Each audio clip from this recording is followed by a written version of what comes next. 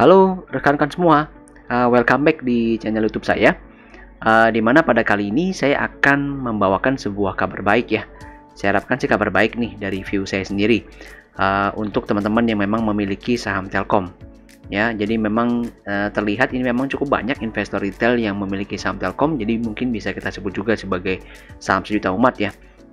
Jadi informasi yang saya berikan ini semoga ini dapat membawa sebuah harapan nih bagi teman-teman yang cukup banyak yang memiliki saham ini di harga atas, itu yang saya tahu seperti itu. Nah, sebelum saya mulai dengan sharing dari saya, mungkin saya ingin sedikit highlight teman-teman ya, karena memang ini ada hubungan juga nanti dengan penjelasan saya terhadap prospek positif dari Telkom. Oke, hari ini dilihat pada saat video ini dibuat ya, ini indeks ditutup pada angka keramat nih teman-teman ya, di 5.500-an ya, jadi sudah mencapai target area resist nih kalau bagi para technicalist seperti itu ya. Dan menariknya adalah kalau kita lihat value-nya ya teman-teman, ini 16 triliun, ini sangat besar sekali ya, sudah sangat jarang ini IHSG ditransaksikan dengan value sebesar itu, seperti itu ya. Rata-rata ini selama 2020 khususnya itu cuma sekitar 6 triliun ke bawah gitu, jadi benar-benar sepi sih, jarang sekali di atas 10 triliun. Namun akhirnya beberapa waktu ini ya setelah terpilihnya Joe Biden sebagai Presiden Amerika Serikat, ini sudah mulai rame nih ya. Jadi faktor yang pertama adalah inflow ya, inflow dari asing. Nah, ini memang sangat berpengaruh terhadap pergerakan harga saham di emerging market ya, dimana salah satunya adalah di Indonesia seperti itu. Nah, kenapa ini menjadi menarik teman-teman ya? Karena pertama itu inflow ya, inflownya sangat kuat sekali teman-teman. Kalau perhatikan baca beberapa berita terakhir ini juga sudah ada beberapa informasi ya bahwa ini memang sudah terus masuk nih net buy asing terus masuk. Yang pertama ke pasar bonds dulu ya, jangan membeli surat berharga negara, itu di kurang lebih 3,91 triliun ini inflow-nya. Kemudian sudah mulai sekarang masuk ke saham ya sebesar 3,99 triliun nih ya, seperti itu. Nah, jadi di sini sudah kelihatan bahwa ya ini ada sebuah info yang sangat besar ya yang akan masuk ke dalam negara kita emerging market. Nah, kenapa seperti itu? Ya sebenarnya ini karena terkait juga ya dengan kebijakan Joe Biden ke depannya seperti itu, di mana memang beliau akan menaikkan pajak ya korporasi, pajak orang-orang kaya, sehingga secara tidak langsung mereka akan mulai memindahkan kan usaha mereka ataupun investasi mereka ke tempat yang memang yieldnya lebih tinggi. Karena kalau di sana tax lebih tinggi, otomatis akan mengurangi yield mereka. Mereka akan pindahkan dana itu ke negara-negara yang menurut mereka akan bisa memberikan yield yang lebih tinggi. Dimana salah satunya adalah Indonesia sebagai salah satu emerging market yang tentu masih sangat menarik ya. Apalagi sekarang sudah ada Omnibus Law, tentu diharapkan akan menjadi sebuah prospek menarik untuk menarik investor asing menanamkan dananya di Indonesia. Seperti itu.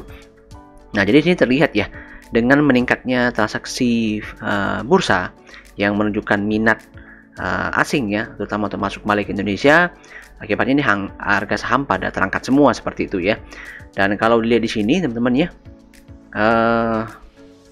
kita perhatikan di bagian top market cap. Nah, ini adalah 10 market cap ya. Nanti saya jelaskan. Jadi di sini adalah key point-nya. Ini BBCA, BBRI, Telkom ya di posisi nomor 3 sampai dengan nomor 10 adalah Cepin. Ya, ini semuanya mengalami kenaikan. Dan kalau diperhatikan untuk saham yang top trading value ya pada saat video ini dibuat, itu adalah Telkom nomor 2 ya setelah BBRI. Nah, ini yang ingin saya jelaskan kenapanya ya. Jadi setelah BBRI, ini Telkom yang menjadi incaran inflow dari pelaku pasar asing ya. Terlihat di sini di bagian total foreign buy. Nah, di sini terlihat ya 2 triliun untuk hari ini. Jadi ditambah lagi nih, jadi tadi yang tanggal 3,99 triliun tambah lagi 2 triliun seperti itu, atau sudah 5 triliun sampai dengan hari ini. Meskipun memang secara year on year di 2020 sampai dengan sekarang, dari awal tahun sampai sekarang itu masih minus 42 triliun ya, belum balik sih, tapi hopefully akan semakin berkurang ya. Yang penting artinya pihak asing sudah mulai masuk ke kita ya, sudah mulai mempercayakan dananya ke kita, dan ini merupakan sebuah kesempatan yang sangat bagus. Dan tentunya akan menjadi kabar baik bagi Telkom ya. Nah, itu seperti itu penjelasannya. Nah, terlihat dari Today Daily Mover juga sangat luar biasa ya. Ini Telkom jadi mover terkuat ya. Jadi naik 7,7% nih, mengalahkan BBRI seperti itu ya. Nah, mungkin saya tidak terlalu berlama-lama lagi, namun ya, saya akan sedikit menceritakan fundamental dari para Telkom ya. Jadi ingin sedikit memberikan pencerahan kepada teman-teman mungkin yang galau sama fundamental perusahaan ini ya. Jadi teman-teman mungkin sudah entry, sudah pegang, bingung nih seperti apa gitu ya. Ya, namun sebelum sampai sana, saya ingin jelaskan sedikit saja kenapa sebenarnya Telkom ini mengalami penurunan, teman-teman, ya. Jadi kalau teman-teman ketahui ya, sebelumnya Telkom ini turun drastis ya. Di sini yang saya gambarkan bukan chart Telkom di Indonesia ya, tapi ini adalah saham Telkom di Amerika Serikat dengan kode TLX seperti itu. Ya, jadi memang di luaran sana itu sedang terjadi penurunan bobot nih untuk saham-saham sektor telekomunikasi. Kenapa seperti itu? Karena dianggap sudah sangat mahal, teman-teman ya. Jadi sesimpel itu saja alasannya. Dengan penurunan bobot, mereka otomatis harus melakukan penjualan. Jadi para fund manager mereka, para institusi mereka harus melakukan penjualan. Ya, salah satunya adalah Telkom sebagai perusahaan telekomunikasi yang terdaftar di Amerika Serikat seperti itu. Ya, jadi terlihat di sini memang sejak kapan ini? Sejak kurang lebih, coba kita lihat ya. Ya, sejak bulan ini 6 Mei ya. Sejak bulan Juni 2020 ini sudah mulai terjadi aksi penjualan di Amerika ya untuk saham Telkom. Seperti itu. Jadi otomatis Telkom juga akan dijual di Indonesia nih, karena kan bagaimanapun mereka adalah satu sumber seperti itu ya, pihak asing. Jadi mereka di sana melakukan penjualan, di sini otomatis akan menginstruksikan fund manager mereka ataupun sekuritas mereka juga melakukan penjualan ya, untuk di switching ke saham pada sektor lain seperti itu. Jadi sebenarnya pada dasarnya fundamental Telkom tidak ada masalah, teman-teman ya. Ini bisa saya kasih lihat di sini nih. Ya, jadi di sini kalau kita ambil dari public expose Telkom Q1 Q2 2020 ya, first semester 2020, ini kelihatan kok semua segmen bisnisnya itu bertumbuh ya. Yang kita tahu ya, layanan internet broadband IndiHome bertumbuh, bisnis digital Telkomsel ya, layanan telepon seluler, layanan data internet individual itu semuanya bertumbuh. Bisnis menara juga bertumbuh. Nah, bicara mengenai menara ini juga menarik ya. Jadi Telkom sebagai induk usahanya akan fokus nantinya ke depan pada layanan internet broadband dan juga mobile digital ya. Sedangkan untuk bisnis menaranya itu akan mereka serahkan ke anak usahanya ya, sehingga mereka pun sudah jual di sini nih. Kalau saya baca di sini mereka sudah jual ya menaranya ya, yang dipegang oleh Telkomsel itu ke anak usaha yang lain yaitu Mitratel. Nah, ini juga bicara Mitratel sangat menarik ya, karena nanti juga akan segera IPO ya. Ini tentu akan menjadi trigger lagi bagi sentimen penggerak harga saham Telkom. Nah, teman-teman bisa tetap subscribe YouTube channel ini untuk nanti mendapatkan update mengenai Mitratel seperti apa. Nah, kalau kita di sini ya, jadi sebenarnya ini semuanya baik, teman-teman ya, bertumbuh semua bisnisnya. Dan kalau teman-teman perhatikan sebenarnya ya, kalau bicara prospeknya, yang paling kuat dari sisi Telkom udah pasti adalah dua ini, teman-teman ya, layanan internet broadband IndiHome dan juga mobile digital seperti itu. Ini terbukti menjadi penopang ya revenue daripada Telkom itu yang sangat kuat pada semester 1 2020 nih. Jadi segmen data, internet, jasa, teknologi ya, kemudian juga SMS, fix dan seluler voice, ini dua segmen ini nih, sama IndiHome ya. Jadi intinya adalah layanan data internet. Jadi kalau pakai Telkomsel kan juga pasti nanti membeli paket datanya. Terus juga IndiHome sendiri yang memang sudah langsung menyediakan layanan internet broadband dan juga telepon seluler mereka. Jadi tiga segmen ini memang menopang revenue daripada Telkom ya. Ini terus bertumbuh. Jadi sebenarnya tidak ada hal yang bermasalah. Memang ada sedikit penurunan gitu ya. Penurunan sedikit saja yang terjadi di first half 2020. Ya, namun harusnya menurut saya itu tidak menjadi sebuah hal yang sangat negatif, teman-teman ya, untuk Telkom, karena masih bisa tetap mencatatkan kinerja positif. Itu yang paling penting. Nah, jadi kalau bicara fundamental ya jelas tidak ada masalah ya, itu yang paling penting ya. Jadi revenue turun sedikit tapi beban juga mereka dapat turunkan kembali, jadi otomatis mereka bisa menjaga tingkat margin mereka ya, seperti itu. Jadi bicara fundamental, saya yakinkan teman-teman ini tidak ada masalah untuk Telkom ya, bahkan harusnya kedepannya bisa tetap semakin baik. Cuma memang kalau Telkom kan udah perusahaan yang sangat major, teman-teman ya, ini perusahaan yang sudah sangat besar, tentu tidak bisa pertumbuhannya selincah seperti misalkan Indosat ya, ataupun Excel ya, yang mungkin masih bisa membukukan profit double digit, bahkan mungkin sampai lebih dari 20% seperti itu, yaitu cukup sulit bagi Telkom ya. Namun kalau untuk bertumbuh ya harusnya masih tetap bisa Telkom seperti itu, nggak ada masalah untuk Telkom. Jadi secara fundamental memang tidak ada masalah. Jadi kalau bicara penurunan kemarin hanya terjadi karena adanya switching ya dari pihak luar yang memang mungkin menurunkan bobot investasi mereka pada saham-saham sektor telco, di mana Telkom termasuk salah satu saham yang diperdagangkan di sana, otomatis berpengaruh juga pada saham Telkom yang ada di Indonesia seperti itu. Nah, kalau bicara prospek teman-teman ya, kedepannya ini akan sangat bagus ya, khususnya untuk Telkomsel dan juga Smartfren ya. Jadi memang kalau kita baca-baca di sini, memang kedua operator inilah yang nanti berpeluang nih menjadi operator seluler untuk 5G ya, yang pertama di Indonesia. Ya, apabila nanti lelang frekuensi mereka itu dapat berhasil mereka menangkan seperti itu. Jadi ini kan merupakan sebuah trigger lagi ya untuk pendapatan Telkom secara Telkomsel merupakan anak perusahaan Telkom ya di tahun 2021 seperti itu. Jadi ya kalau kita lihat ini merupakan sebuah sentimen positif lagi nih untuk menopang kinerja keuangan Telkom di tahun depan ya seperti itu. Jadi sekali lagi bicara mengenai fundamental tidak ada masalah ya. Teman-teman yang sudah investasi di sini ya harusnya tidak perlu terlalu khawatir. Cuma memang kalau belinya terlalu di atas ya memang saat ini mungkin masih posisi nyangkut ya. Namun saya coba lagi nih membawa sebuah berita baik ya. Oke, sebelum kita masuk ke dalam analisa teknikalnya, saya ingin lakukan sedikit analisa mengenai kenapa Telkom ini dipilih ya. Kenapa tadi kalau teman-teman lihat Telkom ini menjadi penggerak harga bursa nih ya, khususnya pada saat video ini dibuat ya. Telkom kenaikannya 7,7% ya. Ini yang menjadi paling besar, mover terbesar ya. Nah, alasannya adalah karena memang secara market cap teman-teman ya, ini Telkom saat ini menduduki posisi ketiga terbesar ya, di bawahnya BCA, di bawah BBRI dan juga Telkom. Jadi simpelnya gini teman-teman ya. Jadi kalau ada dana asing yang masuk ya, maka mereka akan melakukan perhitungan ya, perhitungan bobot ya. Jadi kalau teman-teman perhatikan di sini ada 10 poin ya, 10 perusahaan dari BCA ke Cepin. Nah, yang dipilih pertama kemana adalah BBRI ya, seperti itu ya. BBRI itu sudah mereka beli ya dengan net buy sekitar 1,2 triliun kalau saya nggak salah ingat. Nah, sekarang mereka gilirannya masuk ke Telkom ya. Nah, kenapa seperti itu? Penjelasannya sebagai berikut teman-teman ya. Jadi saya sudah buat sedikit simulasinya. Nah, seperti ini. Jadi di antara tadi 10 perusahaan dengan market cap terbesar, di sini saya dapati memang untuk bobotnya Telkom ini menempati posisi ketiga.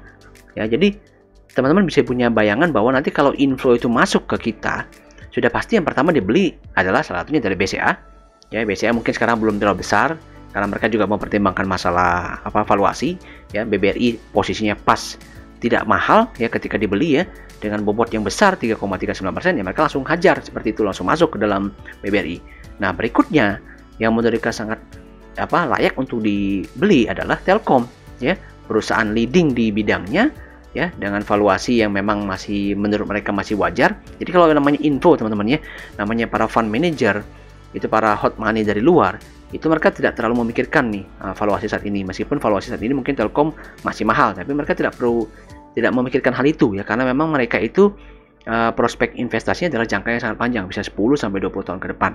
Jadi kalau selama mereka menilai Telkom ini mampu mengenerate cash ke depannya ya dengan metode mereka macam-macam ya, terutama DCF seperti itu ya, mereka perkirakan bahwa Telkom akan terus bertumbuh ke depannya ya, mereka tetap beli seperti itu, karena mereka tidak ingin dananya nganggur. Itu poin utamanya, mereka harus memutar dana mereka itu. Jadi dana triliunan itu tidak boleh ada yang nganggur, jadi harus masuk ya, harus terus bertumbuh.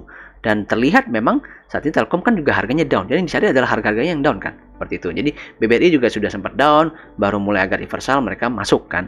Telkom sudah down cukup panjang tadi kan, sudah turun cukup dalam, ini akhirnya sekarang mulai naik lagi, mereka masuk. Jadi yang penting mereka cuma lihat ini harga sudah turun sangat dalam ya, memiliki bobot yang sangat besar terhadap porto investasinya ya, mereka beli seperti itu ya. Kenapa bobot ini penting teman-teman ya? Ya karena simpelnya gini loh teman-teman. Teman-teman kalau beli sebuah saham dengan bobot misalkan 2,27%, teman-teman beli misalkan 1 miliar seperti itu ya, maka poinnya 2,27. Kalau teman-teman beli 1 miliar di BBCA, maka poinnya 5,60. Artinya kalau nanti BCA naik 100 poin, itu dikali dengan poinnya gitu loh. Jadi BCA naik 100 rupiah gitu ya, dari 32.000 misalkan ke 32.100, maka dikali 5,6% tadi ya. Jadi tentu logikanya kalau beli saham yang bobotnya tinggi, otomatis pengalinya kan tinggi ya. Jadi kalau mereka beli ketika dia turun, harganya sudah turun sangat dalam, kemudian sudah mulai berkembang untuk naik lagi gitu ya, nah mereka beli dengan bobot yang tinggi, otomatis pasti akan ya bisa dikatakan menguntungkan gitu loh. Jadi pemikiran yang sangat logis ya. Itulah alasan kenapa Telkom itu diburu teman-teman ya. Dan ini terlihat juga nih dari sisi analisa net foreign buy di sini, saya sudah lihat ya. Di sini kelihatan nih.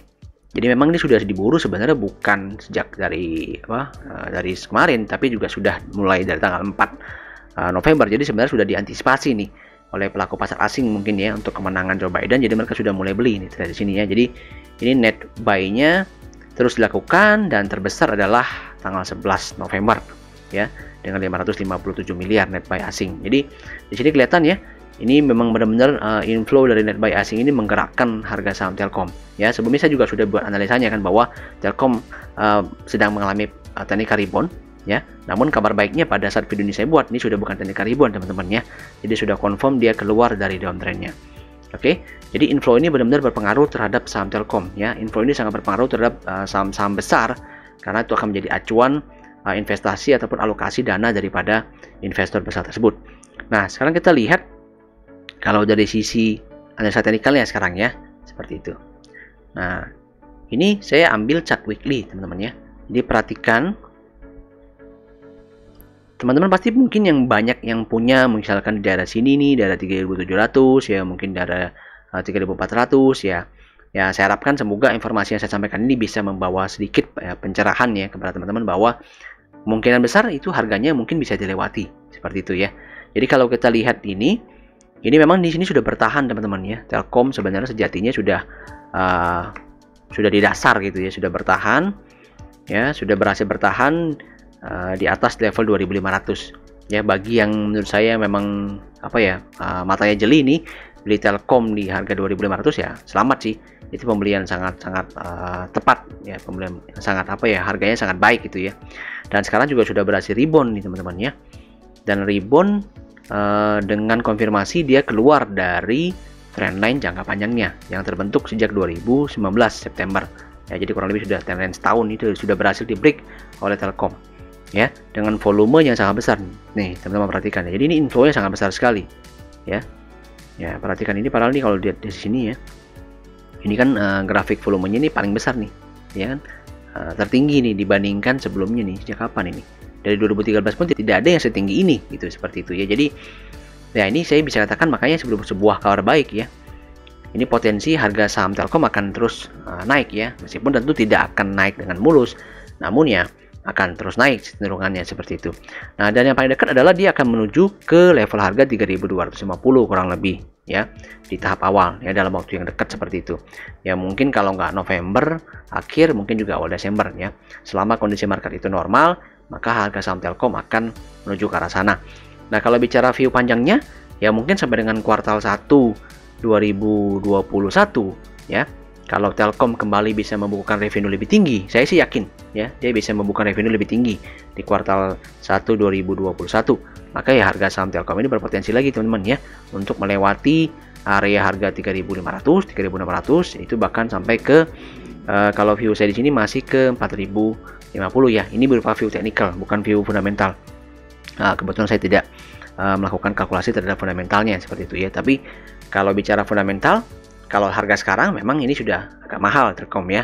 Jadi teman-teman kalau misalkan tadi yang belinya di bawah level 2.800 ya, oke, itu sebuah pembelian yang sangat baik. Namun kalau memang 3.300 ya misalkan ya, terus kalau ingin average down, menurut saya bisa average down ya. Jadi kalau bagi yang tujuan investasi, ingat ya sekali lagi, tujuan investasi itu bisa average down. Kalau memang mau average down Telkom, itu kalau dia mengalami konsolidasi nih teman-teman ya, di level-level sekitar 3.000.